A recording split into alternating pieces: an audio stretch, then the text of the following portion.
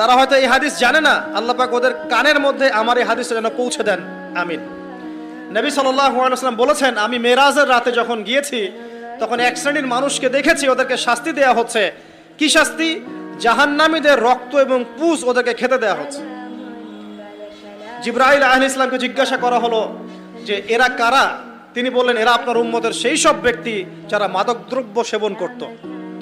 আল্লাহ রাব্বুল আলামিন তার হাবিবের মাধ্যমে জানিয়েছেন, যখন কোনো মুসলিম মাদক সেবন করে বা কোনো ব্যক্তি মাদক সেবন করে তখন 40 দিন তার নামাজ কবুল হয় না।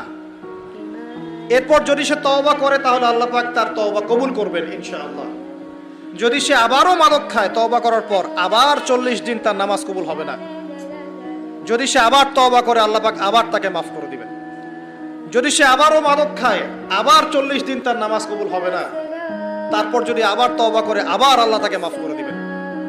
এরপরেও যদি সে আবার মাদকদ্রব্য সেবন করে, নবী সাল্লাল্লাহু আলাইহি ওয়াসাল্লাম বলছেন তাকে আল্লাহ রাব্বুল আলামিন পরকালে মৃত্যুর পরে তিনাতুল খাবাল পান করাবেন। তিনাতুল খাবাল।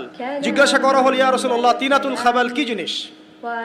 নবী সাল্লাল্লাহু আলাইহি ওয়াসাল্লাম উত্তর দিচ্ছেন, এটা হচ্ছে জাহান্নামীদের রক্ত, মাংস, এগুলো পুড়ে পচে যে রসটা বের হবে, এটা হচ্ছে তিনাতুল খাবাল।